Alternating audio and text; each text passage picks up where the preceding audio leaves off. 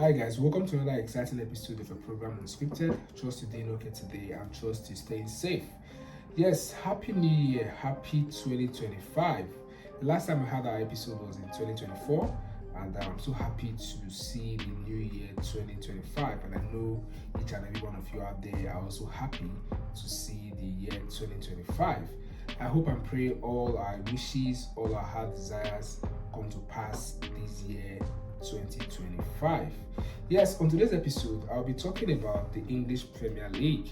The last episode we had was also talking about the English Premier League. Right now, we are on the second stage of the Premier League right now. That's the second fixtures of games have started already in the English Premier League. So we'll just quickly go through some of the results and see how the table stands, and also see how some of the teams are performing this year. And these features for this weekend were the first games played in the year 2025. So today Sunday, I'll quickly start from the games from Saturday, which was the 4th of January. So we had 8 games played on Saturday. So we had early kickoff, which was between Tottenham and Newcastle United. You know, Newcastle, they've been on a fantastic run of form where they've won about 4 or 5 games on the bounce, with their top striker Isak banging the goals. So in this game, it ended 2-1 in favor of Newcastle United. In as much as Tottenham went 1-0 up early in the game, goals scored by Solanke, but Newcastle equalized, scored by Anthony Gordon. Then Isak scored the winning goal. So the game ended in favor of Newcastle, 2-1. And like I said, Isak is really in top form. So that goal is scored, put him on 13 goals this season so far in the top scorers charts. So we have other games played on Saturday. So the game between Aston Villa and Leicester City ended 2-1 in favor of Aston Villa. Aston Villa are also enjoying pretty good form, run of form in the last couple of games. I think they've won the last 2 games right now. And they defeated Leicester City, which is being coached by Ruud van Nistelrooy. So he's lost about 3 games on the bounce as the Leicester City boss, which I don't think is a good one for him. So we have other games also played on Saturday. The game between Bournemouth and Everton ended 1-0 in favor of Bournemouth. Then Crystal Palace and Chelsea ended 1-1. It was a very interesting game. Chelsea went ahead, goal scored by Cole Palmer, who also is in good form this season as well. Though Chelsea, they've not won any game in the last 4 games. So their last 4 games, they played Everton, they drew the game against Everton. They lost surprisingly to Ipswich, 2-0. Against Fulham, they also played against Fulham and they didn't win that game. And now joined to Crystal Palace. I really don't understand what's going on with Chelsea, but if you listen to Chelsea fans out there, even the manager said it, that they are not in the title race. They keep saying they are not in the title race, but whenever they drop points, you see them lamenting, agitated on social media. But I don't know what's going on with Chelsea. They've not won any game in the last 4 games. So do you think Chelsea are real title contenders? Do you think they are in the title race, or they are just trying to put themselves together to get a spot in the European spots? Well, we had other games also played on Saturday. Manchester City against West Ham. Manchester City won the game 4-1, and that's their second game they are winning back to back. Remember last week they won against Leicester 2-0. Now defeating West Ham 4-1. We had the likes of Sevilla scored a goal, but it was given as an own goal. Then Haaland also scored a brace in this game. So I think Haaland is getting back to his scoring form that we know him for. Last week he scored and he also scored 2 goals now. So he scored 3 goals in 2 games.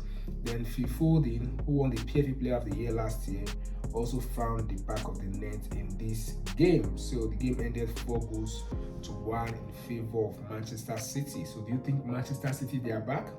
Fingers crossed. So we had also other games. Southampton against Brentford ended 5-0 in favor of Brentford. Remember, Brentford lost on New Year's Day to Arsenal 3-1.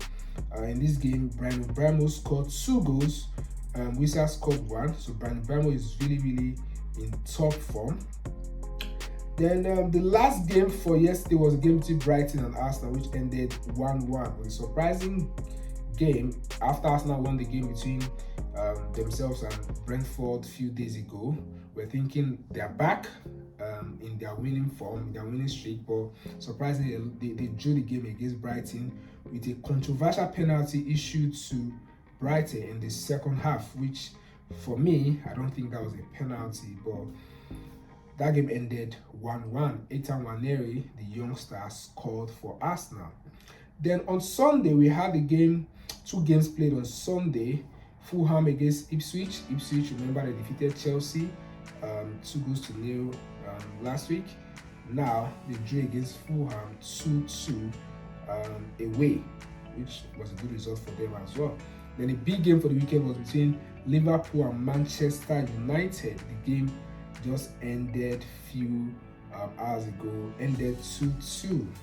This was a very interesting game. Looking at Manchester United, how they performed in the last couple of games. They lost against Wolverhampton 2-0. They lost against Newcastle 2-0. They lost against Bournemouth, and they've lost about four games on the bounce. So coming to this game, we're thinking it's going to be an easy one for Liverpool, but it was not the case because Manchester United, they performed very well. This to me would be their best performance this season, if I would say that, because I know the last game against Newcastle that they lost, the likes of Bruno Fernandes was out of the game because he was suspended due to his red card. Ugarte was also out of the game, and a couple of other players were also out of the game. So all these players came back to this game and they performed really well. Bruno Fernandes was really spectacular and fantastic in this game.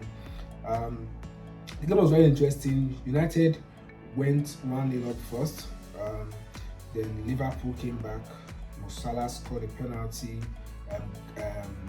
Gakpo also scored, and Amad Diallo, the young star for Manchester United, got the equalizing goal for Manchester United. So the game ended 2-2. So Liverpool, they dropped points in the Premier League, and unfortunately Arsenal were not there to capitalize on that situation. So I just want to check the Premier League table and see how it stands. So Liverpool, they are still on top, haven't played 19 games, they've still got 1 game in hand, so they are 46 points. Arsenal played 20 games on 40 points. Nottingham Forest, 19 games on 37 points. They are playing on Monday against Wolverhampton on Monday. Nottingham Forest, if they are to win that game, they'll go on same points with Arsenal, 40 points. Then Chelsea, 20 games, 36 points. Newcastle, 20 games, 35 points. Manchester City, 20 games, 34 points. So that's the top 6, but I'll show the top 10 in the league. So tell me what you think as regards the games played over the weekend. Do you think Manchester City are back, having won 2 games back-to-back on the bounce? And also, what do you think about Liverpool? Do you think they are going to start dropping form right now? Tell me what you think about Chelsea. Chelsea did not win any game in the last 4 games. Tell me what you think about them. Thank you so much for your time. Kindly like the video, subscribe to the channel if you're brand new. See you guys on the next episode. Bye for now.